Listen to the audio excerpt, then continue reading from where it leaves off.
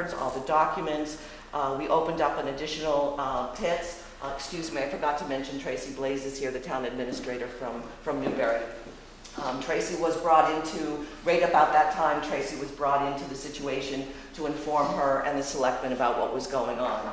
We had done several executive sessions with the city council just to let them know that we're concerned, we don't know what we're dealing with yet, but we were certainly told by the Inspector General that we had to keep everything relatively under wraps at this time.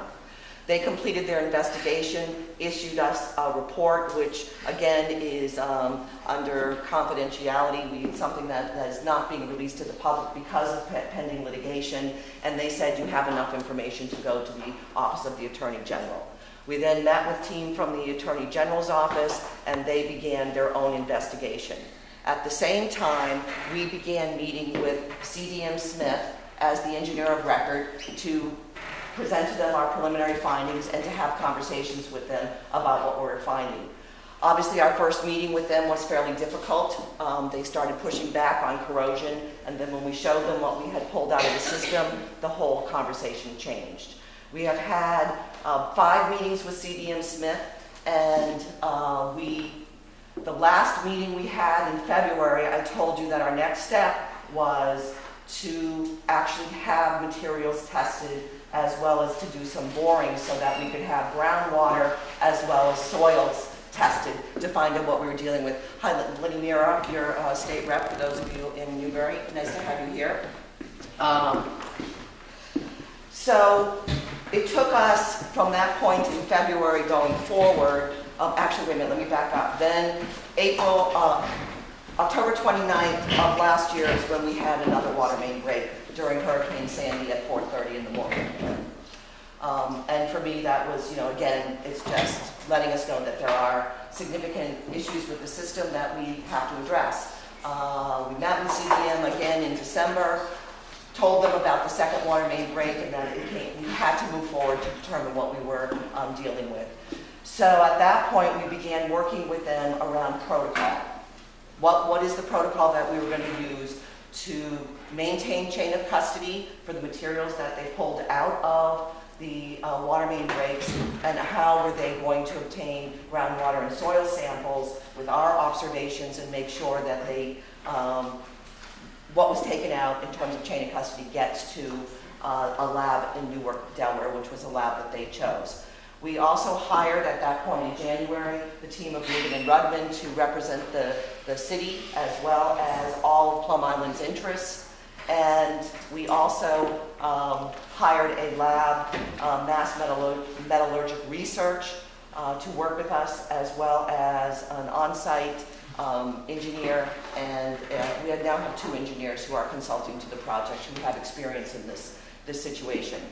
So from our last meeting in February, where I gave you all this information up to where we are, I said the next meeting we would have is when we had more information about corrosion.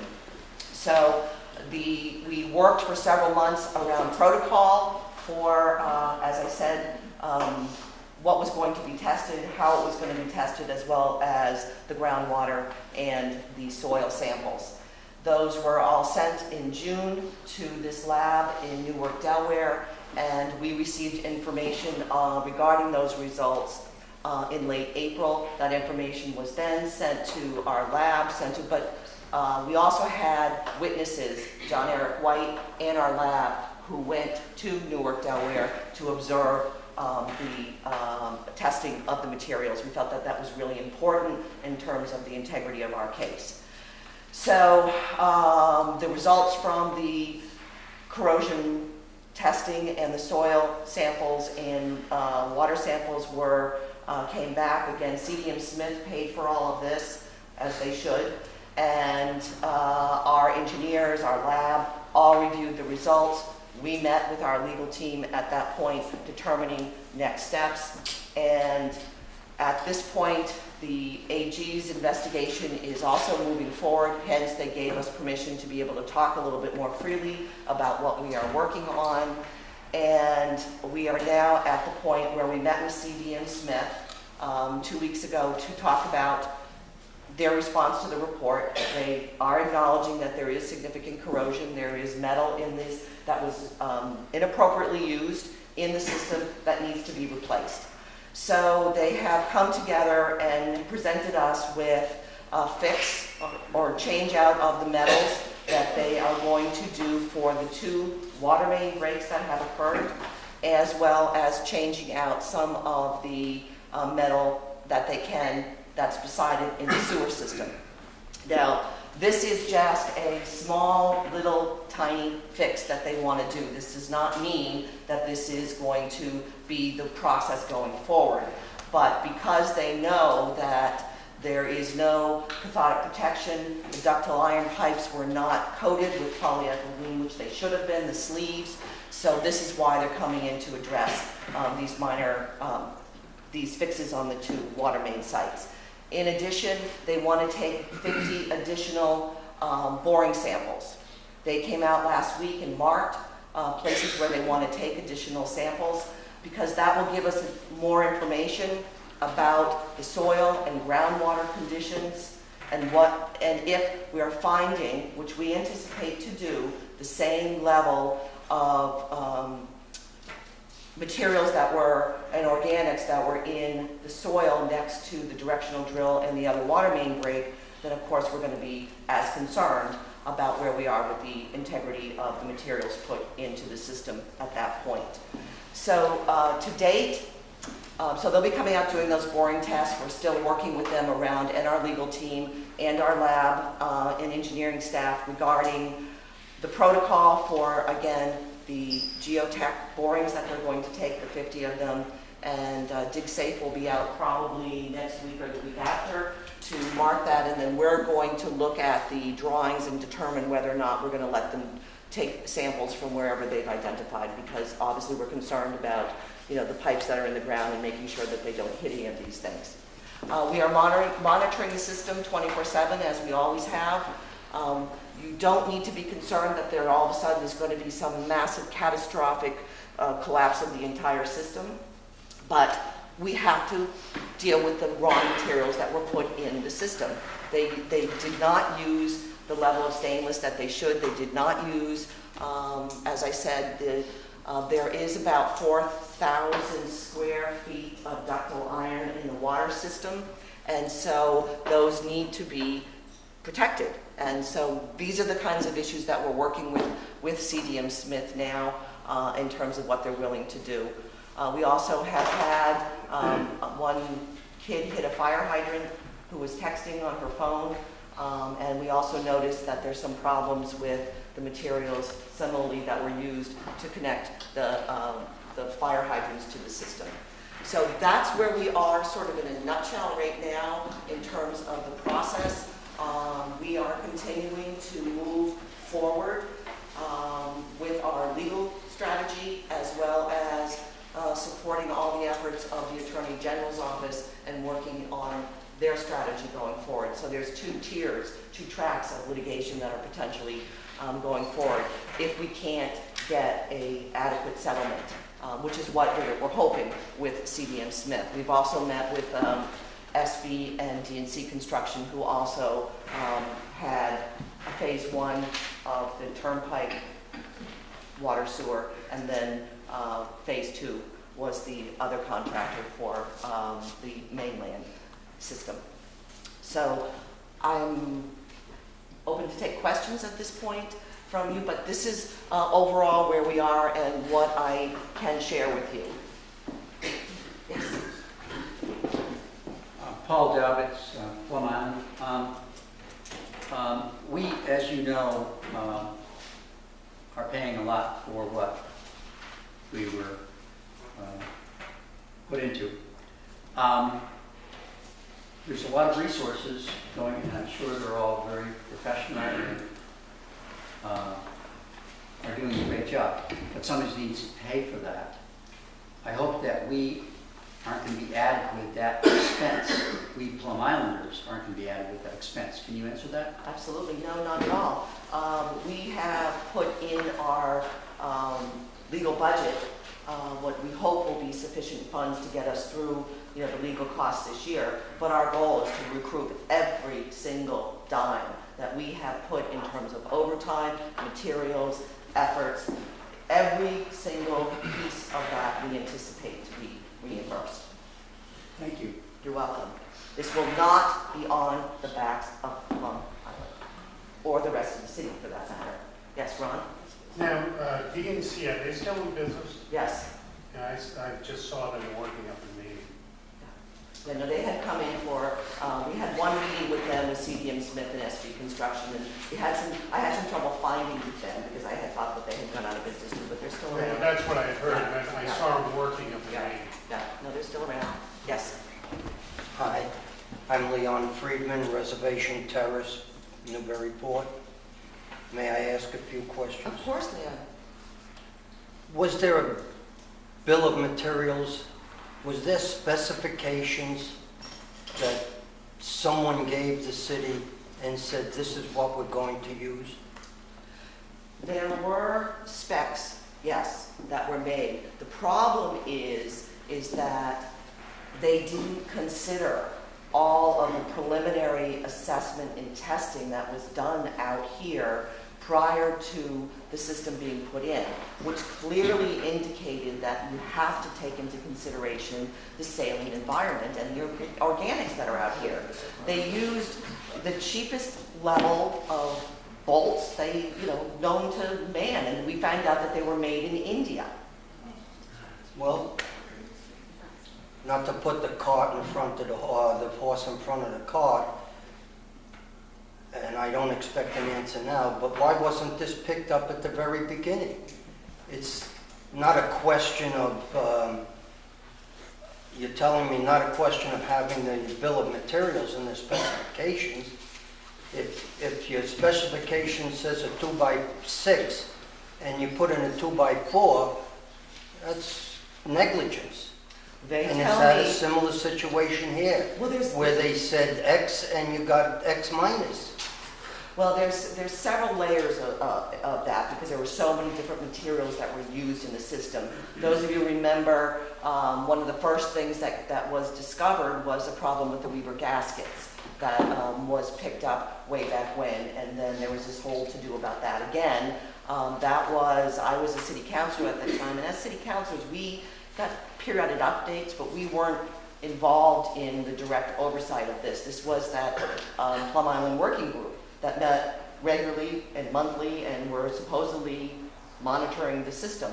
I don't know where the failures happened. I don't know if it was our OPM. I don't know if it was, who was supposed to be watching this, or if in fact, when you talk to the other contractors, they said, it said this. We went into Prescott in Middleton, picked it off the shelf, it was stamped, it said what it was supposed to be, what it said on the specs, and we put it in the ground.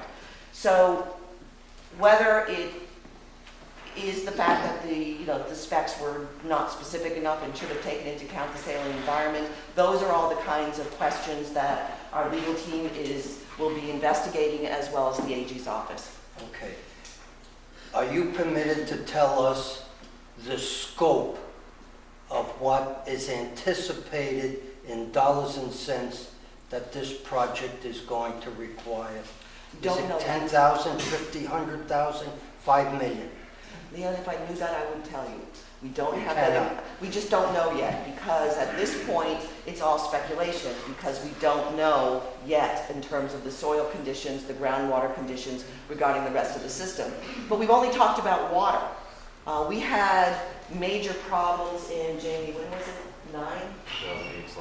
Okay, 8, 9, where we had, the airbag system was freezing. And, we had a lot of problems with that Or just system. fell.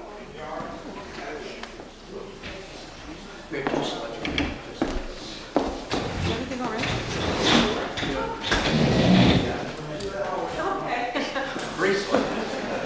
Always making a grand entrance.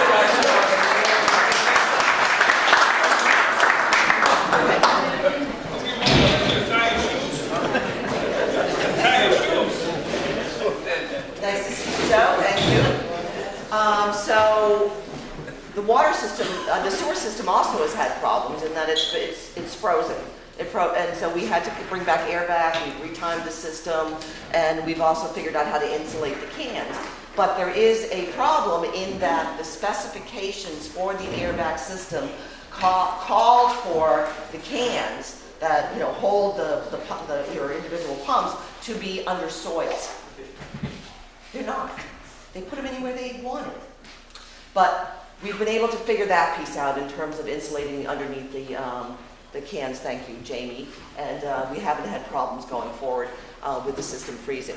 The other piece that's a problem with the airbag system is that it should have been alarmed, but because cost overruns, delays in the start, I'm not sure for the reasons because I wasn't here at the time, but they took out the alarm system for the airbag system, which means that in the event that there is an alarm that goes off, that there is a problem somewhere in the system, you know, these guys are running around putting their ears into candy canes. So, I mean, that's a problem that should have been fixed. Do your engineers suspect that whatever problems you know of now are in the entire system, meaning the main line going down Northern Boulevard, as well as the appendage lines or the branch lines as well? That's an So excellent there's a- question. We don't know that They yet don't know. because we haven't done the additional borings on the rest of the So this is really a big problem. Yes, yes. And This you is- cannot tell us right now the approximate cost or the anticipated cost, whether it's going to be hundreds of thousands of dollars or millions of dollars. You can't answer that. Don't know that yet. But I'm telling you as much as I can tell you now is what we know. But it's a big problem. Yes, Okay, I know I'm taking time, but I live on Plum Island and it's important to me. of course.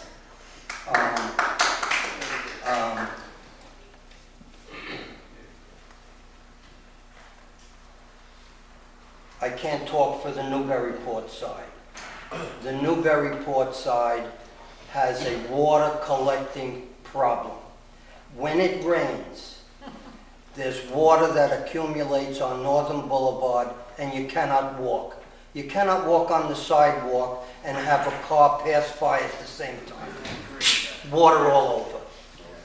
And I'm suggesting that when push comes to shove and decisions are made about this system, that be taken into consideration. You've got to do something about getting rid of that water that's collecting after a rain. It just has to be done. Okay. One more question and I'll finish.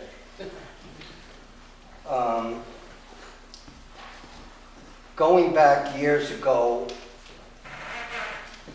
I was very timid and I didn't get involved in the project until the very end. But I do know that Barry Connell made very, very specific comments and commitments about this system. My next statement, I'm not sure of.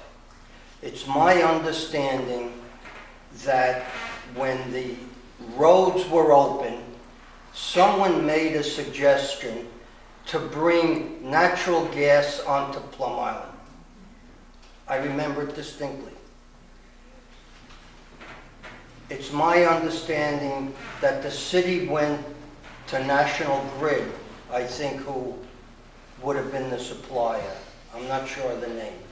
I think it's National Grid. And National Grid said, we'll put in gas. We'll put the lines in, and we'll put the lines in free of charge. I got that directly from National Grid.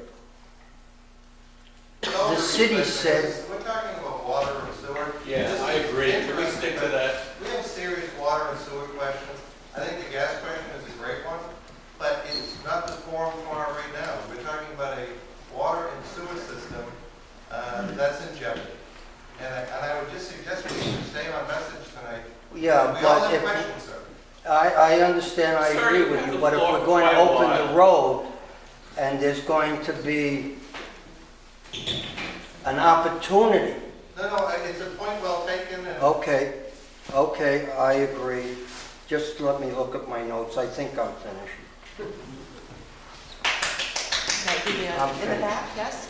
In reference to what you brought up, are our hydrants compromised?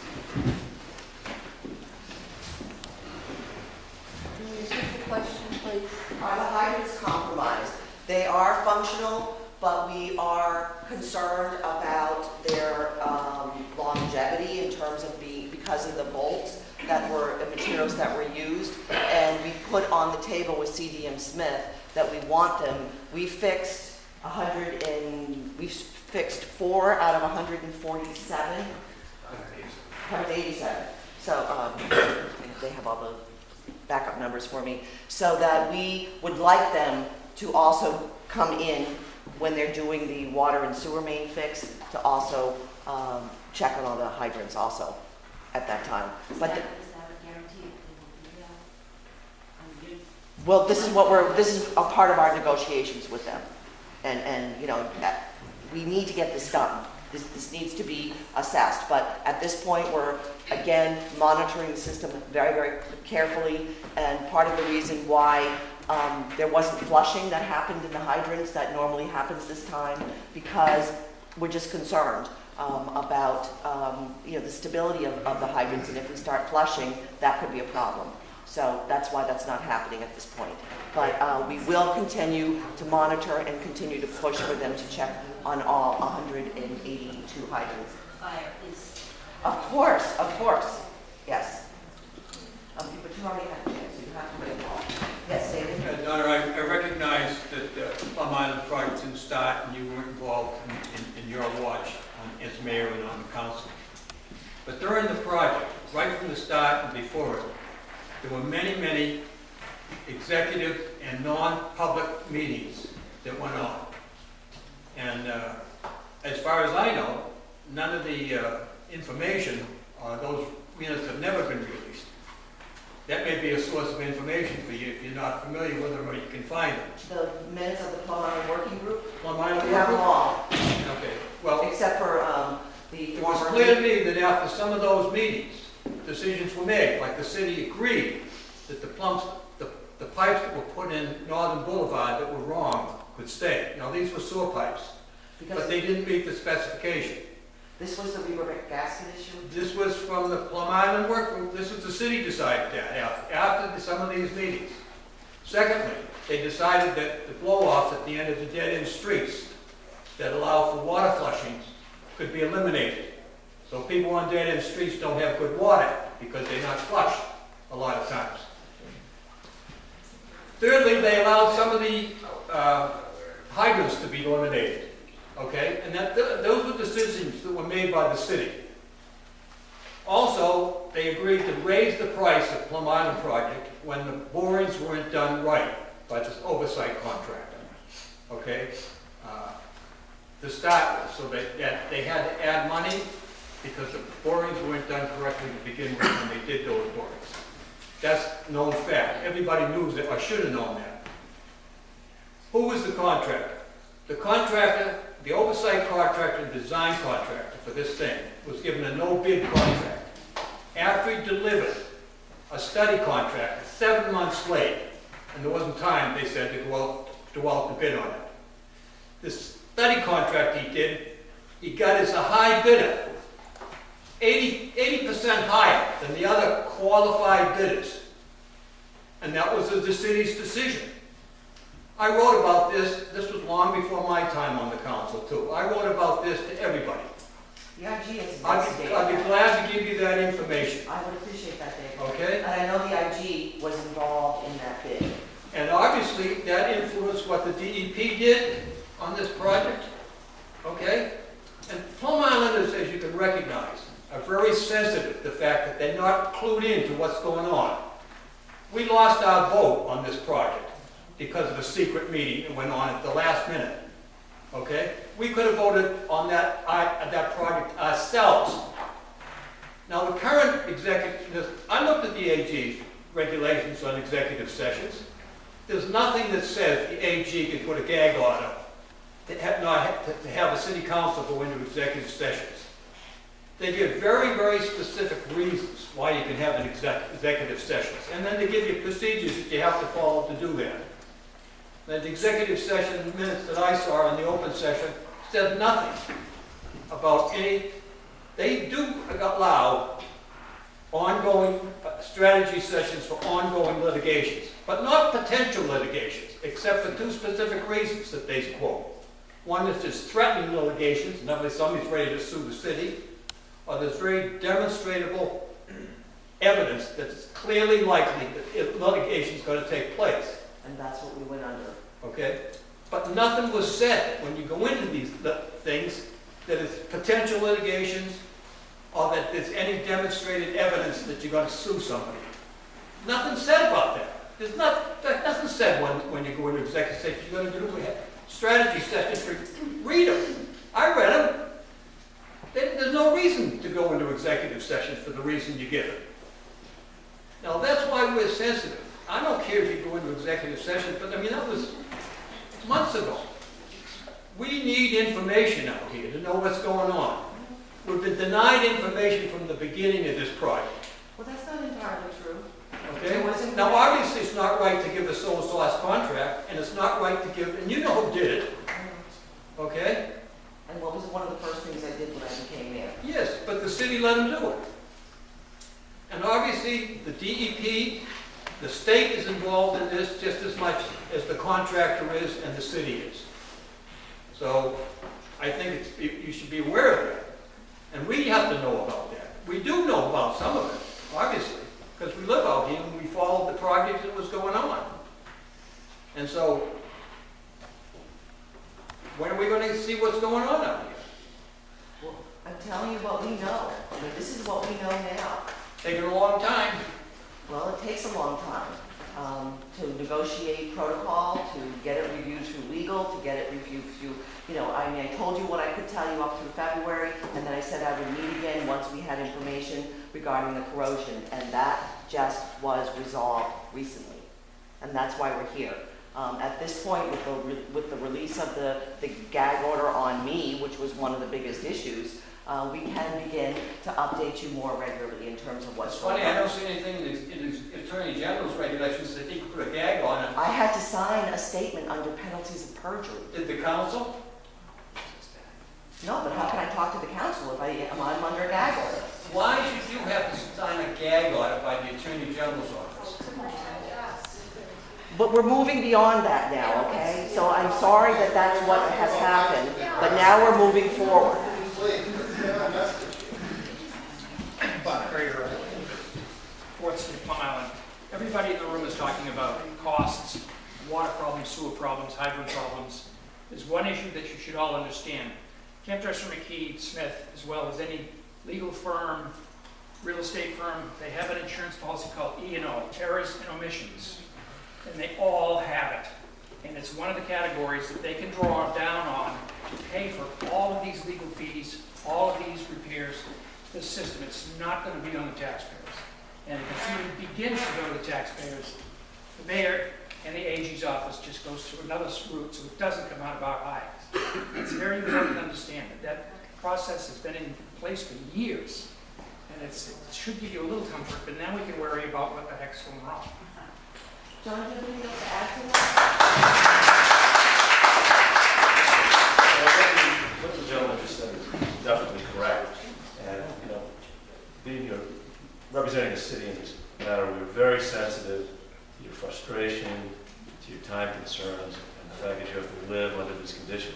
We understand. But I think you have to understand that this is a very complicated and complex case. Construction, litigation, and construction cases in general are painstakingly complicated. It's all about documents, it's all about scientific evidence. We're lawyers, we're not engineers. We have to rely on the city engineers, we have to hire our own experts, because we have to make sure that protocol and our science is spot on. Because if it isn't, then ultimately we have to go to a court of law. The case won't hold up, and the last thing we want is to lose a case on a technicality, because our science wasn't correct, because our protocol wasn't correct, because we rushed. So we're kind of trying to be as meticulous as we can at this point, so we don't make a mistake, so we don't prejudice your legal rights, so that if we cannot resolve this with CDM peaceably with the Attorney General quickly, and we do have to go to litigation, we'll have our ducks in a row. We won't lose the case on a technicality or something that we didn't do right in our science. And that's what we're doing right now. It's unbelievably complicated and painstaking to go through these documents, and that's been a little bit of a delay. We're now at a point where we can hopefully sit down, make a reasonable demand. Not quite there yet, our engineers aren't quite there yet, but we're working to that where we can make an intelligent demand on your behalf to get every single penny back. That's our goal. We also don't want to agree to a methodology or a settlement that isn't going to fix the problem either, and be back here 2 years from now. That's the last thing we want. So I think, again, you just got to understand from a legal perspective, it's very, very complicated. And as the gentleman points out, if it does go to litigation, we're going to get into insurance coverages. CDM loses some control of the case, and the insurance company's attorneys take over. And then you have more rounds of discovery, paperwork, science, and it strings out for a long time. We didn't want to see that happen because we want to try to resolve this as quickly as possible. But we're hired to protect our interests, and we have to make sure things are done right, and that's what we're trying to do on your behalf. Thank you, Chief. Most people here understand that it's a very complicated issue and everything, but Can you speak up just a little bit? I think most people understand that it's a very complicated issue, the legal part of it, but I think a lot of the frustration is like what this gentleman said, from the very beginning, the project smelled of a rat and it never went out to be bid. And then many things happened over the years that was going on, like that gasket thing. And then there was the big study, because they said, they were putting in a different gasket and they agreed to it. It was supposed to be a lesser quality. And there was the big study, and the work was hard. They And all of that. made sure. And then they came to the decision that it's okay to leave those instead of saying, you dig them all up and put in what you said. CDM Smith made a point when we first started meeting of bringing that point up, saying that they spent $80,000 on that study. I could care less. But in the meantime, though, someone from the city must have been in charge of watching that they were doing the job the way they were supposed to be. I'm curious. My understanding was that there was a working group and an owner's project manager who was supposed to be overseeing this. I don't know where all of the things fell at that time. I mean, I can only pick up from this first water main break and what I've been doing to address this issue since April of 2011. And that's, other than, there were, as I said, periodic updates to the city council, very, very global, never got into the, down into the level of detail because city councils just aren't involved in that level of construction. So I can't go back and tell you about what happened back then. I can only tell you what I've been trying to do since this first happened, the first water main break in 2011. So, but I think your point's well taken, that there were signs along the way that were missed. Yes, sir. I'm Steve Manning, Plum Island.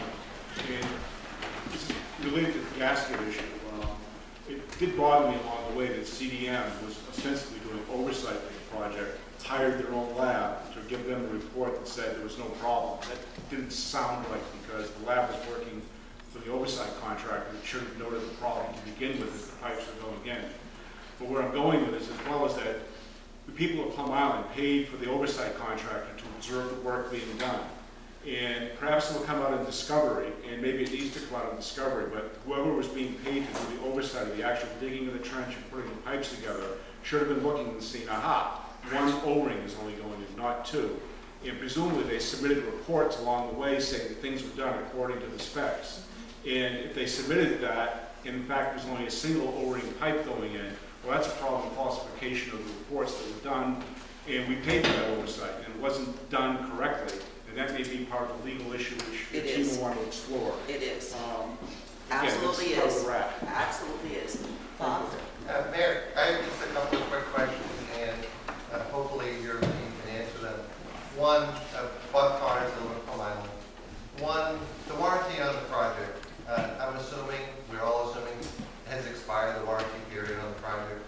Do we know what that length of time was? Was that of any? I can speak as far as the sewer goes, our warranty with the station and all that's expired in 2000. And two, because there was a contract involved, and I mean, in all fairness to all parties, hiring CDM Smith, they're presumed to be one of the leaders in the country, if not the world, for providing the legal expertise to lay people, political bodies like this, and to protect the interests and represent the interests of the customer, which was the city, the town, and all of the ratepayers. My other question is, typically in these matters, is the statute of limitations running? Where are we on that? Have we missed a window there on the statute Absolutely of not, limitations? because that was one of my first concerns when the first water main break happened. Immediately wanted to look at the statute of limitations, statute of repose, and we were able to get CDM Smith, SB, and C&D Construction to all sign to tolling agreements to stop the statute of limitations, which, you know, I think was a very, very important step to preserve all of our rights going forward. So that's the legal sledgehammer that we are holding over their head, and why they're looking to negotiate a good faith, hopefully, to find a resolution. Well, I also think that they know their reputation is on the line here. I mean, this is a, you know, a massive problem that they are responsible for. And, you know, I said after the first initial meeting, which was somewhat difficult, they have not been backing away from working with us, trying to help us uncover what the problems are and the extent of the problems. I mean, my final question is more of a comment. I have the pleasure of sitting in a number of the Water Commission, or the Water Project committee meetings that David attended many of those. And it was very simple this. You had a group of well-intentioned people sitting around the table, but they were not experts. You had a senior VP from CDM Smith that would give project updates, change orders, and make a recommendation as the professional that this was the course of direction to go. And I just think putting the weight on the right shoulders here, I think is critical. And thank God they happen to have the deepest pockets at this time. Yes, sir? Can you tell us, Dan Gerlitz, Old Point Road, can you tell us tonight, were these inferior materials used in all connections coming to the island, all the side leads, all the fire hydrants, all the taps to individual houses, and the water shutoffs at each house? Are those inferior materials used in all the connections? We anticipate, yes. So all the connections for everybody and everywhere has the potential? We don't know for certain. I mean, you just hit connections for the fittings for the water main as well as the service connections. So those are two different systems, Right. different materials. And I know you know that, but for the general public here. So you know that we have two contracts, contract 1 and contract 2. Yes. Okay. Contract 1, we had corrosion issues. Okay. And at the interface of contract 1 and contract 2, we also had corrosion issues. Okay. Elsewhere, we're investigating, you know, the level of, you know, accelerated corrosion on the metal parts. There's parts of the island that don't corrode as quick as along the marsh. So a lot of the metal could be fine for many, many years on many parts of the island. We don't, you know, it depends on the soil conditions, the groundwater conditions. For the service connections for the houses, those are different materials than they use on the water main. Those copper lines, will they hold up in this environment? You know, I'm not to be determined. Okay, I think we all know the answer. I'm not going to go on record, but that is still being looked at because all those connections to the main are being looked at. It's PVC, it's not copper. It's PVC, yeah, but there's still some metallic connections for That's what I'm questioning. the corporation stop. I understand the system. That's right, the corporation stops. Right. You know, there still is some metallic connections. But when you were talking about the service connections, I wasn't sure how far into the house you were going with your discussion and what people use for those, because there's a lot of discussion about where this issue ends. So I wasn't sure. Individual house tap, and then you have a water shut off yourself. I live on one of the lowest points on Old Point Road, and I flood 10 times a year. I flood halfway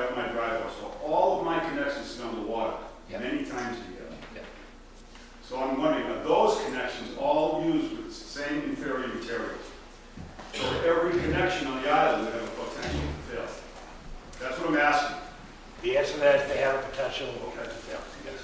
Can you clarify, though, we have metallic, which is cast iron or ductile, but then you have brass bronze fittings, and then there's a distinction in the metals there. Are we experiencing the same type of corrosion on the copper brass alloy connection? We don't know that yet, Bob.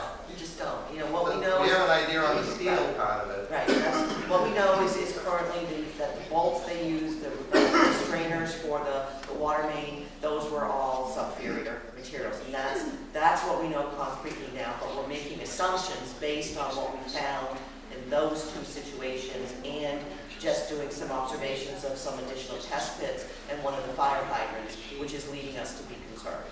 And that's what the next set of investigations will help. Our goal is to uncover the extent of what... And that's why being thorough, so we don't miss any of these. Correct. We can be reimbursed by this correct. Right. Yes, sir? From now, I'm Charlie Green, I live on Plum Island on the boulevard here. Is there a contingency plan in case something happens from now until we have a resolution to any of the... We'll fix it. This is what we did with... Basically fix it. We'll basically fix it, and we now know that we would use a higher grade stadium steel and with bituminous coating on the bolts that if we change out, if there should be another water main break. And the two that we had, even the one that was in 4:30 in the morning in the middle of Hurricane Sandy, they fixed in 3 hours. Okay. So, again, they will be able to, the team crews will be able to come in and fix the system. As I said earlier, we don't anticipate from everything that we know and the integrity of the system and the fact, think about all the trucks with all the stones that came over carrying all the jetty rocks. We set a certain weight limit purposely because of our concern about the system, and we were successful. We didn't have any issues relating to the stones being brought over out to the jetty for repair. And one more question. Sure. I'm sure everybody here probably has the same question in the back of their mind. If there is a water main, and water main shutoff is right outside my house, I mean, I could look right at the top of it, where they shut the water off. If that gets compromised and takes out half my foundation or half my living room, who's going to cover that? I mean, if that happens. In the meantime, I'm sure a lot of people here have that same question. What if there's property damage in this whole situation? I mean, those are the type of fears that we all want to relax, because that's an extreme break. There's not, between the pressure and the volume of water, the pipe sizes out here, anything like that. We're on sand too. I understand. Yep. There's so many variables. How well the building's constructed, and the pressures in the system, and where you are, and that type of thing. Let's not go there. I mean, we really don't want to go there, because... I'm not trying to make everybody nervous or anything, but that's a concern I'm sure people do have. But when you look at what the original water main breaks look like, there were basically, bolts that had dissolved almost, and it slipped apart. And so it wasn't, these gushing, geysers of water and, concern where it was all going. It was contained within, the water runoff and where the break was. And these were, cracks and things pulling apart. So it's, a little bit different. So as I said, I don't think we anticipate any type of major catastrophic event like that happening. Mayor, can I add? Yeah. And also, I'm the city engineer. I'm not from the operations side, but to further relieve your anxiety, I'm not the operations side, but our operators have guys on call after hours. During hours, they could be out here within 15 minutes to shut off a valve. So it would take an awful long time to undermine a structure, so. Larry? Larry, just a clarification. On the major breaks that we've already had, and based on what we know from examining those, with materials used in those connections different from the ones specified in the contract, or were they the same that were specified? My understanding is they're the same. They were the same that were used for the entire water system. They didn't substitute something that was not specified in the original. Anything can happen, as you know, in terms of, who said we're out of these bolts and I'll just grab these and put them in. Things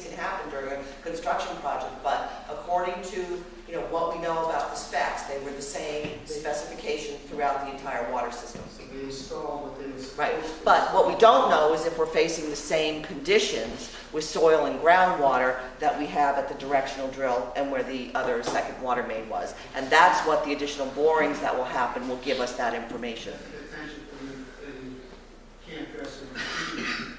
As an issue of design, probably, why didn't they anticipate that particular trough? That is, you're absolutely right. You know, they knew they were working in a saline environment.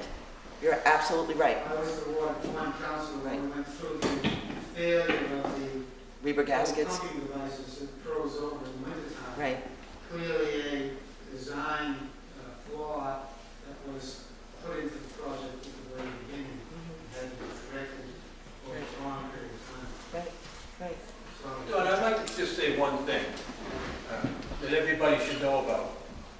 The inside of your house, the pressure tank that's on your water system, okay, is unique to Plum Island. The expansion Nowhere tanks. else in the city. You're talking about the expansion And they're tanks? breaking all over this place. And when they break, they flood your basement or flood your house, depending on where they are.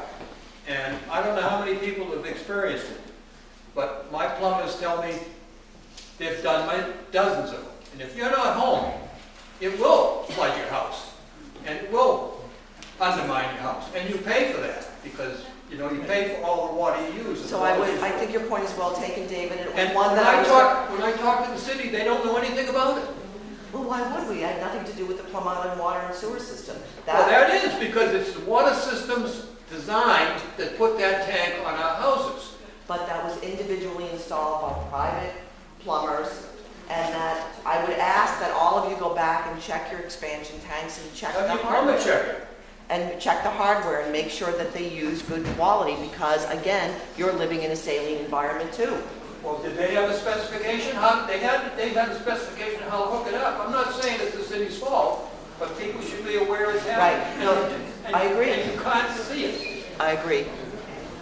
Yes? Donna, is a comfort level to everyone on the island that the sewer and water departments have plenty of spare parts to take us through this winter if there are any problems in every capacity Yes.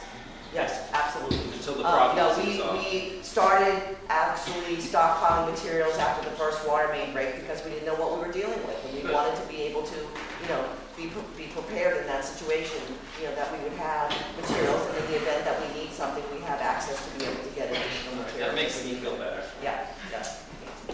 Anyone that, wait, is there anyone else who hasn't had a chance to ask a question yet who wants to? Okay, Paul. Paul Dobbins, Plum Island, Newbury. Mayor, should there be a catastrophic failure for whatever reason where we would lose our water, would the city consider allowing us to reinstall our wells as a backup?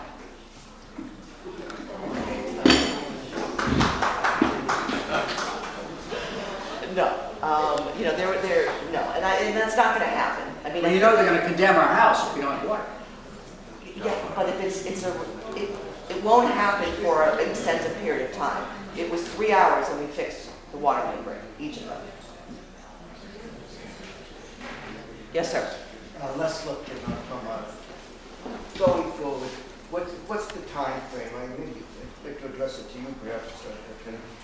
What are we looking at here in terms of the decision about whether we've got a settlement with the engineering firm or we have to go to court and take it to litigation? Well, let me just, that's a really good question. So the next step, as I said, is for them to do 50 borings. All right, that has to, it went through the Conservation Commission in Newbury last night. It will go before our Conservation Commission in 2 weeks. We have to get National Grid out to do the dig safe. CDM has marked the areas that they want to take boring samples, 50 of them. We want to go out and make sure, look at the drawings, make sure that they're as far away from the water sewer pipes as possible, because we don't want to have any unanticipated problems with the drilling. They will come out sometime in November. They will take the samples. We will be there to observe. We have to coordinate our team to be there to observe as they take the samples. Then they will go back to a lab for assessment.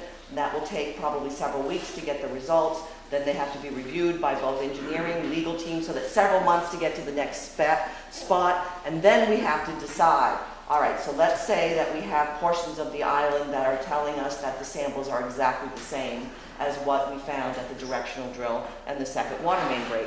So what is our response at that point? Do we want to target those first, and do they go and open up those, and we begin to make repairs there? Those are the kinds of decisions that have not been made yet. I mean, we're just in, the first round of corrosion results. I understand you don't have the results, but in terms of anticipating what the options are, have you gotten that far? Say, if this is the case, this is the action we're going to take. If that's the case, these are the actions we're going to take. You haven't done it. We don't know. Because we don't know the extent of what the problems are. If it is in the worst case scenario, Yeah, if it's, let's say it's the worst case scenario, then what would the decision be at that point? If, worst case scenario, if we couldn't be comfortable with a settlement, if we made a settlement recommendation that everybody was comfortable with, and if they would not fulfill that settlement, then we'd have to go to litigation. So I understand that. I'm saying it's the worst case scenario in terms of the conditions that we're finding and the extent of repair or replacement that has to be done. How long do you think it will take to either come to the determination with the engineers that they're going to assume responsibility and do it, or how long are you going to give them to do that? I'd like to know, are we going to be looking at 2-3 years down the line? Are we looking at 8-9 months down the line? I can't answer that question just because I don't know what their response is going to be. So far, they've been cooperative. That's encouraging. It could have been just everyone hiding behind legal, and that's not been the case. And so I appreciate the fact that at least there is some ownership on their part that they are out here working with us. And I think once we get through this next level of investigation, we would be able to answer those questions better. But I also think the fact that that the Attorney General is involved makes a big difference in the way CDM is responding. How does that influence how this might turn out if the Attorney General is involved? Well, it's a criminal case, and that's all I can say. So it's a criminal case? It's a criminal case. We're working on a civil case. So that obviously is of concern to the company, so that helps our situation. Councilor Sullivan? Thank you. Dick Sullivan, City Councilor at Large, in your report. I just have a couple of questions. And I don't want to be an alarmist, okay? But I spent 32 years in the Newport Fire Department, and I have seen the damage that a hydrant slipping off the main can do, and I've seen the damage that a water main break can do to a roadway. Those were the extremes. So like I said, I don't want to be an alarmist, but they can cause a significant amount of damage. I have to leave, but I just would like to ask, as a city councilor, mayor, can you forward a copy? Well, I also want to point out that Councilor Brian Darabin is here as well. Can you provide a copy to the city councilors of that AG's memo that you got in the email, just so that we know what's going on as well? The statement, yes, absolutely. Thank you. Thank you. I gotta leave. Thank you both for coming down here tonight, too. Yes, Kelsey? Hi, Mayor. I just want to say that this has been enormously informative and really helpful, and I've appreciated it. And I wondered, is there any schedule for getting continued updates over the next, months? I don't know if you are thinking. No, I think that's that's absolutely a great question. I think that based on the fact that we now have this information from the AG that came yesterday, that we can talk more freely and openly as much as we can, that wouldn't impact either litigation, that's going on. So once we are ready to have CDM out on the island to come and do the boring test, would you like to meet again to know that when that's happening? Yes. Okay. Okay. Yes. All right, so as soon as we've worked out all the protocol, and we also need to let you know what they have agreed to do in terms of, because we're not totally convinced of what they've put before us in terms of the fix and removing some of the metal and replacing it with this sort of interlocking PVC with another Weber gasket that's never, we just want more data in terms of where these have been used, how long. This is a new type of pipe. Can it be used in this system effectively? So we're looking at all those kinds of factors, and we move slowly with this because we don't want to, as I think Attorney Britt said, we don't want to make missteps in terms of missing a piece as we go forward. But we will have another meeting as soon as we know when they'll be coming out to do the borings, and when we have accepted the plans for what they're talking about to do the repairs on both of the water mains, we'll let you know. And again, at the same time, my request to them is to look at the hot fire hydrants. And so I'm really going to be pushing that issue too. Yes, Eric? Hi, Mayor. I reiterate that. This is very helpful, very informative. We all appreciate it. Digitally, maybe on the website, could we get like some sort of a blog post, or like when something's approved, it's an update, because not everybody can make it to these meetings? Sure. If there could be some kind of a little spot, a little sliver in the city. Well, it just so happens that finally the new city's website will be launched on Friday, and I will set up a section of that website for Plum Island water sewer issues. And so I can constantly keep putting up information that I can there. There'll also be a weekly update there'll be a mayor's column there, so that I'll cross-reference if there's any information, because that will be on the home page, so that if you see something about Plum Island water and sewer, go and look for the link, and I'll be posting more information there also. Thank you. That was a good idea, Eric. Thank you. I appreciate that. Yes, sir. Steve mentioned, a bit of a follow-up to what Larry McCabe asked earlier about looking at what was designed versus what was built. And by and large, I think I've heard the answer that by and large, what was put in the ground met the scope of work that was originally put in place, with a possible exception, at least, of the double O-ring versus single O-ring. But again, as I think you alluded to, there may be other issues about where what was put in the ground didn't match what the specs were. I think we ought to look at that. But in terms of the design, I think somewhere along the way the phrase usual and customary comes up in a lot of engineering projects where I've done this in the usual and customary way of engineering firms, whatever.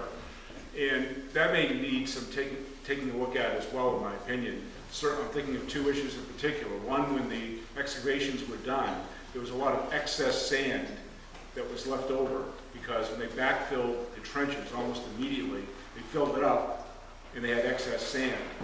Now, two things about that. When I was watching them doing it on my street, I noticed that they weren't tamping down underneath the pipes that were newly laid. And in general, it's a good thing to do when you're doing construction work. You need to recompact things. That wasn't done. And if there is subsequent subsidence, that could certainly compromise the joining, because you might have undermining just due to that. Now, is that usual and customary? I don't know what the specs call for, but in my mind, it should have been done, but it clearly wasn't being done. And another example of what it may be usual and customary is that excess sand. There was a lot of happiness in the thought that we could put it back on the beachfront to help restore the beachfront area. But there was some concern about compatibility of the sand that was excavated with putting it on the beachfront. So like for every 5-yard dump truck or something like that, a 5-gallon bucket was taken to see if that was what the material was. Well, that completely overlooked the fact that the material being dug up included the macadam that was already there. And we ended up having a lot of macadam going on the beachfront, the big removal action to pull that stuff back. And again, what was that usual and customary given the nature of the project that was being undertaken? So there's lots of little angles to look at in this, which is why I think these public meetings are a good idea. A lot more than little angles to look at. So, but you're right. Your points are very well taken. Thank you. Other questions? Just a quickie. Is it safe to say that when it was determined what material was to be used, soil samples were taken? And based on the soil samples, they wrote a specification for the materials. And now that there are ruptures or there are breaks, someone is saying the soil is different. It's different on Plum Island Turnpike than it is. Nobody's saying the soil's different. There was a comprehensive study that was done prior to even the contract award, talking about the conditions out on Plum Island, and for any contractor putting in a water and sewer system having to pay attention to the environment, in terms of not only the saline environment, but the organics in the soil that can contribute to corrosion. And so our claim is that that wasn't taken into consideration. And they just, whoever got the job of speccing out, this job just didn't pay attention to that information. And I think it goes back to, best practices and, standards in engineering and design, and that, this is totally unacceptable what they've done. Are you permitted to say what the hang-up is now? where, What the heck, all these things take time, because you don't just say, CDM comes in and says, okay, I want to go do borings. You don't just say, okay, go ahead. You know, you have to work on protocol. You have to be sure you have supervision of them. You know, I don't trust them. Do you trust them? No. I mean, we've got to have, you know, supervision of every single thing they do. Legal has to approve all the protocols to, again, make sure we're preserving all of our rights. So I'm going to give Senator Carr a chance to speak, since he never comes to a meeting and not says something, so I figured he has something he wants to say. He has been such a friend to the island, so Senator City, you wanted to say something? Thank you, Madam Mayor. I think this is the quietest I've ever been at any meeting in my entire life. But I just want to say two things. One, I want to thank you for gathering us together. I think it's critically important that we all have information about what's going on, because it affects the rights and the responsibilities of everyone in the city and on the island. And in order to be good stewards of those responsibilities, we have to actually know what's happening. And I know that that's been difficult early on, because we've been trying to protect the integrity of an investigation, a very serious investigation that could result in very serious penalties and consequences for the folks that have behaved improperly here. And I want to be very specific about that, because for me, there have been questions tonight about who was providing the oversight on the part of the community. And I know that there was a working group. I remember it very distinctly. But that working group, from my recollection, was not comprised of experts. Experts were retained for the purpose of representing the interests of the people on Plum Island and the city of Newburyport, and that expertise was not supplied in the professional way that was contracted for. And that's the essence of the issue. So those folks have to be held accountable. And I think, as we all understand, the folks that are probably the principal actors in this case, who we depended on because of their expertise, happen to have deep pockets. Now, reaching those deep pockets is going to be an issue. And in order to predict, and there will be questions about how long that will take, it could be a significant period of time. But what's important is that we all maintain our commitment to recovering and making recompense for the injustice that's been done here. That's one set of issues. There is another set of issues. And that set of issues is maintaining the integrity as best we can of the systems that serve us on the island. That's a public health issue, it's a public safety issue, and it's equally as important. And I wouldn't want anyone to leave the room thinking that those issues won't be addressed until the legal issues are addressed. The mayor's made a commitment, and I think it's an important commitment to restate, that the problems with the system will be addressed as they are discovered or as a problem occurs. No one, and correct me if I'm wrong, Madam Mayor, but no one is going to wait to fix a problem to see if we're going to get recovery for it. The problems will be addressed. Now, the one issue that we have to be mindful of is to make sure that we have the resources to fix those problems as they occur. And my assumption is that budgeting is being done for that, and the resources are available, so that those problems can be addressed, and then we can pursue each and every claim in the proper venue. And that brings me to my last point. It's very important from my perspective that we pursue every claim. And what I mean by that is that the process of discovery and investigation here is critically important, because the last thing that we want to do is reach a settlement and then have a subsequent issue arise that isn't compensable because we agreed to a settlement that foreclosed our rights. And that's why it's important that we have very, very expert legal counsel on this case to look at that. And so there may be some frustration out there, because you'll say, well, why don't we just get on with it? Well, the difficulty with that is oftentimes in these cases, it's been my experience that the culpable party will try to lob at you what it looks like a very big number, thinking that you'll accept that just to foreclose the matter and bring it to a conclusion.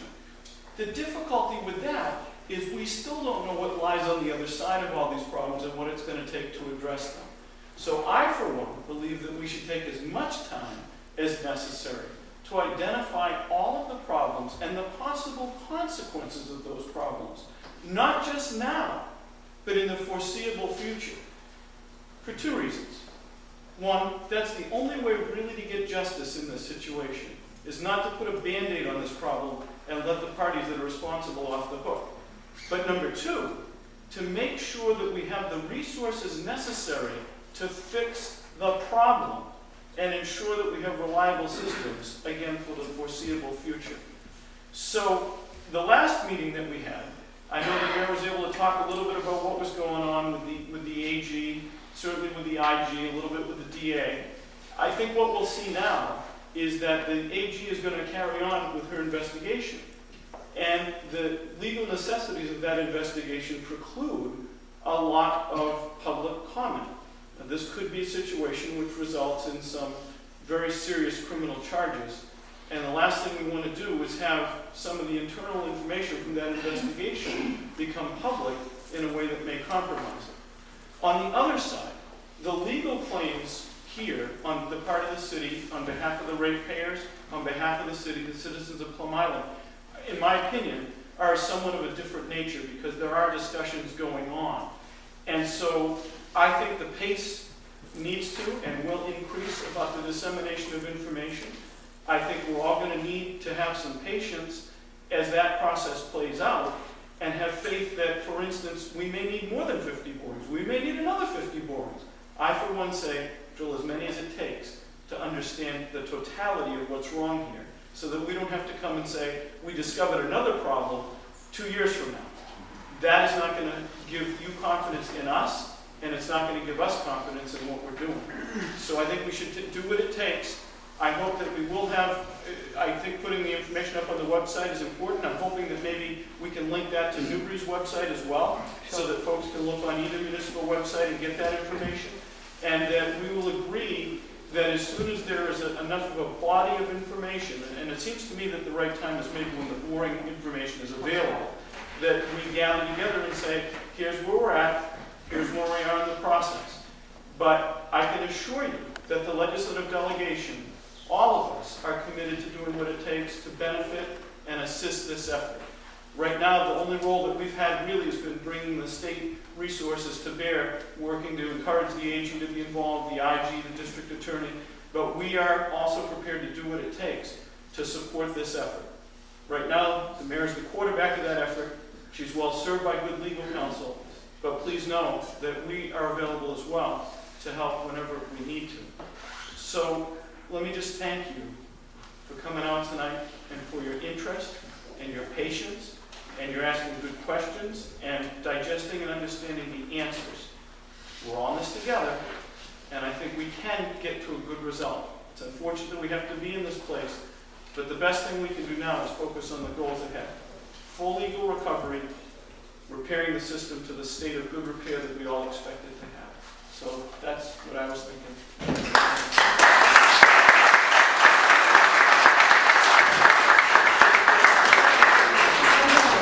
Thank you all for coming.